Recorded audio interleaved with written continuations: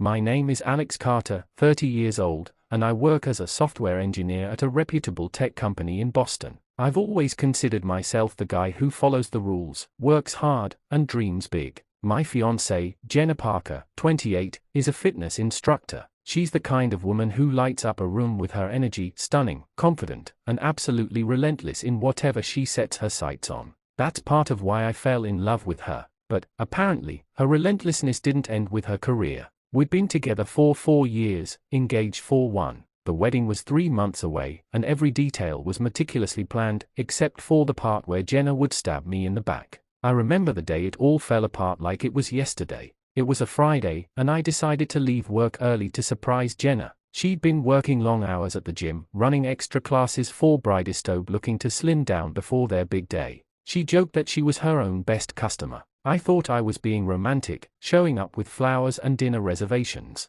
Little did I know, I was walking straight into my personal hell. When I got to her place, we were planning to move in together after the wedding. Her car wasn't in the driveway, but the door was unlocked. My gut told me something was off, but I ignored it. I walked in and called her name. No response. Her phone was buzzing on the kitchen counter with a text from a contact saved as Jake. That was the first red flag. Jake Thornton, her ex-boyfriend, 31, was a competitive cyclist and her high school sweetheart. She always claimed they'd ended things on good terms but insisted they were just friends. I never liked the guy. He had this smug, I'm better than you vibe, but I trusted Jenna. Or I thought I did. I shouldn't have looked, but curiosity got the better of me. The text preview read, "Last night was incredible. I can't stop thinking about you." My heart dropped. My fingers moved before my brain could stop them, and I unlocked her phone. What I saw made my stomach churn. A trail of texts, photos, and even videos. Jenna and Jake had been seeing each other for months behind my back.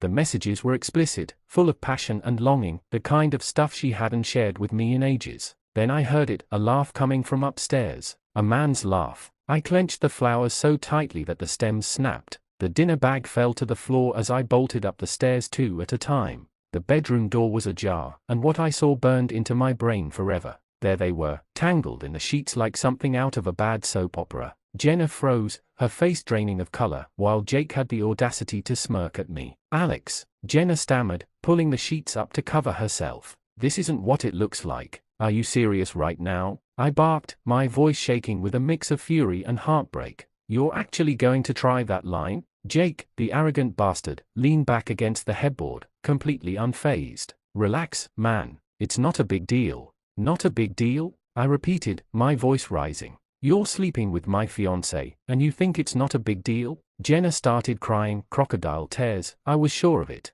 "Alex, please, let me explain." "Explain what?" I shot back. "How long this has been going on? How you looked me in the eyes every day and lied to me? How you planned our wedding while screwing him?" She scrambled out of bed, clutching the sheet around her. "It didn't mean anything." I laughed bitterly. "It didn't mean anything? That's your excuse? Unbelievable." Jake finally decided to chime in. "Look, dude, maybe this is a sign you two aren't meant to be. No hard feelings, right?" That was it. I lost it. I lunged at him, landing a solid punch square on his jaw. He yelped like a kick dog, clutching his face as blood trickled from his nose. Jenna screamed, trying to pull me back, but I shrugged her off. "I trusted you," I said, my voice breaking. "I gave you everything, and this is how you repay me?" She was sobbing now, begging me to calm down, but I was done. I grabbed my phone, snapped a picture of them in their pathetic state, and walked out. As I left, I heard Jenna yell, "Alex, wait, don't do this. We can fix this." I turned back just long enough to say, "You already did this, Jenna, and there's no fixing it." When I got to my car, I felt a mix of rage, humiliation, and heartbreak. But even through the chaos in my mind, one thought stood out: if she could betray me like this, then I could betray her right back. And I already knew exactly who I'd do it with. Her name was Vanessa Moore, 29, a marketing executive Jenna hated with a burning passion. And if Jenna thought she'd seen the worst of me, she was dead wrong. I drove aimlessly that night, trying to calm the storm raging inside me. Every memory of Jenna played in my mind like a broken record: the way she smiled, how she said she loved me, the nights we spent planning our future together. It all felt like a cruel joke now. The betrayal was bad enough, but what made it worse was the smug look on Jake's face. He wasn't sorry. Neither of them was. That's what made my decision so much easier. I wasn't just going to walk away quietly. I needed Jenna to feel the kind of pain I was feeling, multiplied by 10. And Vanessa Moore was going to be the key to that. Vanessa was a name that came up constantly whenever Jenna vented to me about her life. She hated Vanessa with a passion that bordered on obsession. Vanessa worked with Jenna's ex, Jake, at some big home marketing firm downtown. According to Jenna, Vanessa was everything Jenna wasn't: cold, manipulative, and that kind of hot that makes guys lose their minds. She claimed Vanessa had tried to steal Jake from her back when they were dating. The irony wasn't lost on me. Fueled by anger, I pulled over at a gas station and texted Vanessa. Hey, Vanessa, it's Alex, Jenna's fiancé. Can we talk? She replied almost instantly. Vanessa, wow, didn't expect to hear from you. What's up? It's about Jenna and Jake. I think we have something to talk about. She didn't even ask for details. She sent an address and a time. The next day, I met Vanessa at a high-end coffee shop downtown. She walked in wearing a sharp black blazer and heels that could probably pierce through concrete. Her fiery red hair was tied back, and her green eyes locked onto me the second she entered. If Jenna hated her because she was attractive, I could see why. Vanessa was intimidatingly beautiful, but there was also something calculating about her demeanor. She sat across from me, her expression unreadable. So, what's this about? I didn't waste time. Jenna's cheating on me with Jake. Vanessa blinked, then let out a short laugh. Of course she is. Birds of a feather, right? I frowned. What's that supposed to mean? Vanessa leaned back in her chair, crossing her legs. Jake's always been a cheater. He cheated on me too, with Jenna, no less. That's why I can't stand her. She pretends to be all sweet and innocent, but she's a snake. Hearing that was like pouring gasoline on the fire in my chest. Jenna had always painted Vanessa as the villain, but now I was starting to see the picture differently. Why didn't you warn me? I asked, more out of curiosity than accusation. Vanessa shrugged. Would you have believed me? Besides, people like Jake and Jenna always implode eventually. I just didn't think it'd take this long. Her bluntness was oddly refreshing. For the first time in 24 hours, I didn't feel like I was drowning. So why did you agree to meet me? I asked. A sly smile spread across her face. Because I'm curious. You don't strike me as the type to come to me for help. What's your angle? I hesitated, debating how much to reveal. But then I figured, what the hell? I want revenge. And I think you might want it too. Her smile widened. Now we're talking. What did you have in mind? Before I could answer, the plot twist hit like a wrecking ball. My phone buzzed on the table, and I glanced at the screen. It was Jenna, calling me for the 5th time that day. I declined the call, but a voicemail notification popped up immediately after. Curious, I played it on speaker. Alex, please, I need to talk to you. I made a mistake, okay? I know I hurt you, but there's something I need to tell you. It's about Jake. He's been lying to me too. Please, just call me back. It's important. Vanessa raised an eyebrow. That didn't sound good. I replayed the message in my head, trying to make sense of it. Was Jenna trying to manipulate me, or was there more to the story? As if reading my mind, Vanessa said, you think she's lying? I don't know, I admitted. But whatever it is, it's too late. She made her bed. Vanessa nodded. Then let's burn it. That's when I made the decision to ignore Jenna's calls and focus on what really mattered: taking her down. Whatever Jake had done to her, she deserved it. And whatever came next, I'd make sure she never saw it coming. I left the coffee shop that day with Vanessa's number saved in my phone and a plan beginning to form in my mind. It was messy, incomplete, and teetering on the edge of insanity, but one thing was clear: if Jenna and Jake thought they could make a fool out of me, they had no idea what was coming. Later that evening, Vanessa and I hopped on a call. She wasn't the type to sugarcoat anything, and I appreciated her directness. All right, Alex, she said, her voice cool and steady. If we're going to do this, we do it right. No half measures. What exactly are you hoping to achieve? I thought about it for a moment. I want to destroy Jenna's perfect little image. She's spent years pretending to be this sweet, innocent woman who can do no wrong. And Jake? I want to wipe that smug grin off his face. But most of all, I paused, my grip tightening around my phone. I want them to know it was me. Vanessa chuckled. You've got fire, I'll give you that. So, what's the play? Public humiliation? Something to hit them where it hurts? Exactly, I said. But we need to be smart about it. I don't just want revenge, I want it to be something they'll never recover from. Vanessa was silent for a moment, and then her tone shifted. I have an idea, but it's a little unconventional. I'm listening, I said, leaning forward as if she could see me. Well, you already know Jenna hates me, right? She sees me as this threat, even though I couldn't care less about her life. But if we were to, I don't know, get a little closer, it might just push her over the edge. The suggestion hit me like a ton of bricks. You're suggesting we pretend to be together? Vanessa's laugh was sharp and unapologetic. Who said anything about pretending? I didn't know whether to be shocked or intrigued. You're serious? Dead serious, she replied. Think about it. Jenna's whole world revolves around being the center of attention. If she finds out you've moved on, especially with me, it'll drive her insane. And Jake? He'll lose his mind knowing his trophy can't stand to see her exfoliant with someone else. It's the perfect way to hit them both where it hurts. The idea was outrageous, borderline insane, but the more I thought about it, the more it made sense. If Jenna could throw away everything we had for Jake, then why shouldn't I do the same with the one person she despised most? All right, I said finally, let's do it,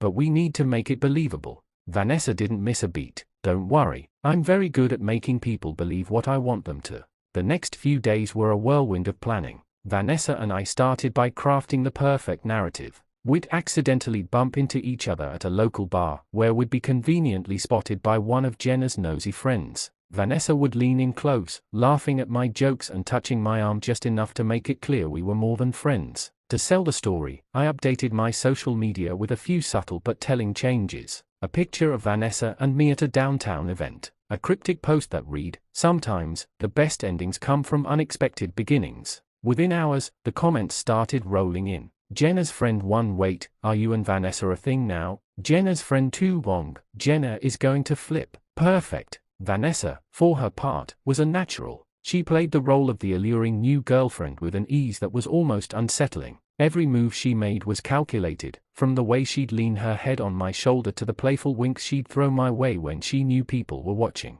The next step was to turn up the heat. Vanessa suggested throwing a small party at her place and making sure Jenna found out about it. Nothing too flashy, Vanessa explained. Just a cozy little gathering with a few mutual acquaintances. Jenna will hear about it through the grapevine, and her curiosity will do the rest. Sure enough, the night of the party, Jenna texted me. Jenna, I heard you're at Vanessa's place. What the hell is going on, Alex? I didn't respond. Instead, I posted a story on Instagram of Vanessa and me clinking glasses, her arm draped around my shoulders. The caption read, "Cheers to new beginnings." Vanessa's laugh echoed in my ear as she saw the post go live. You're a natural at this. But the real masterpiece was yet to come. Vanessa had one final idea that would push everything over the edge. We should crash Jake's big work event, she said. I blinked. You mean the charity gala he's hosting next week? Exactly, she said, her eyes gleaming with mischief. It's the perfect stage. Everyone important in their lives will be there, and we can make our grand entrance as the new power couple. Trust me, it'll be a night they'll never forget.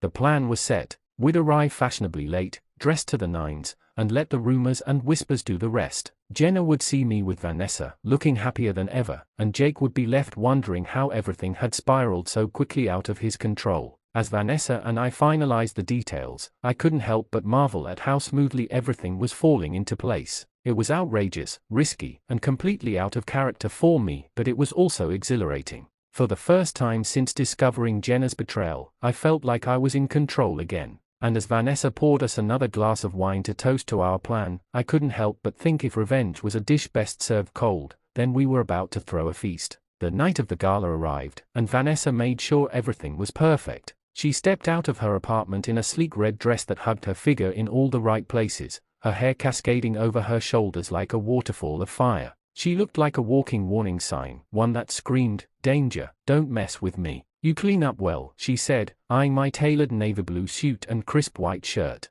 "Thanks," I said, straightening my tie. "You look like trouble." "Good," she smirked. "That's exactly the point." The gala was being held at a luxurious downtown hotel, the kind of place with chandeliers the size of cars and waiters carrying trays of champagne like it was tap water. Jake's company had spared no expense for the event, and I couldn't help but chuckle at the irony. The very stage he'd created to showcase his success would now be the backdrop for his downfall. Vanessa and I arrived fashionably late, just as planned. The room was already buzzing with chatter, laughter, and the clinking of glasses. As we stepped through the grand entrance, heads began to turn. Vanessa clung to my arm, her laugh ringing out like a melody as she leaned in close and whispered, "They are already staring. Let's give them something to talk about." We walked straight to the bar, where Vanessa ordered a martini and I grabbed a whiskey. From the corner of my eye, I spotted Jenna standing by the hors d'oeuvres table, her eyes scanning the crowd. She looked stunning, as always, in a pale blue dress that matched her icy demeanor. But when her gaze landed on us, the color drained from her face. She grabbed Jake's arm, whispering something in his ear. He turned to look, his jaw tightening when he saw Vanessa and me laughing together. I raised my glass in a mock toast, smirking as their expressions soured. "Showtime," Vanessa said under her breath, giving my arm a squeeze. We made our way around the room, engaging in light conversation with guests and dropping just enough hints to fuel the rumor mill. Vanessa was a master at this, effortless weaving comments about our connection and unexpected chemistry into every conversation. At one point, we found ourselves near Jenna and Jake. I could feel Jenna's glare burning a hole in my back, but I pretended not to notice. Vanessa, on the other hand, thrived under the tension. "Oh, Jenna," Vanessa exclaimed, her voice dripping with faux enthusiasm. "I didn't see you there. How have you been?" Jenna forced a smile, her grip on Jake's arm tightening. "Vanessa, I didn't know you'd be here." Vanessa let out a laugh that could cut glass. "Well, Alex invited me, of course. Isn't he just the sweetest? It's been such a whirlwind getting to know him better. You're a lucky woman, Jenna, having had him in your life for so long." Jenna's eyes flicked to me, her mask of composure cracking just enough to reveal the fury bubbling underneath. "Yes, well, Alex and I had a lot of history. I hope you're enjoying yourself." Vanessa leaned in closer, her voice dropping to a conspiratorial whisper. "Oh, I'm enjoying myself so much, Jenna. Alex is full of surprises, isn't he?" Before Jenna could respond, Vanessa grabbed my hand and pulled me onto the dance floor. The band was playing a slow, romantic tune, and Vanessa pressed herself against me, her arms draped around my neck. "They are watching," she whispered, her lips brushing my ear. "Good," I said, pulling her closer. As the dance ended, I glanced back at Jenna and Jake. Jenna looked like she was on the verge of losing it, her nails digging into her clutch so hard I thought it might burst. Jake, meanwhile, was glaring daggers at me, his jaw clenched so tight I could see the vein in his temple throbbing. But the real fireworks came later in the evening. Vanessa and I were standing near the bar when Jenna stormed over, her face a mask of barely contained rage. "Alex," she snapped, ignoring Vanessa entirely. "Can I talk to you for a moment?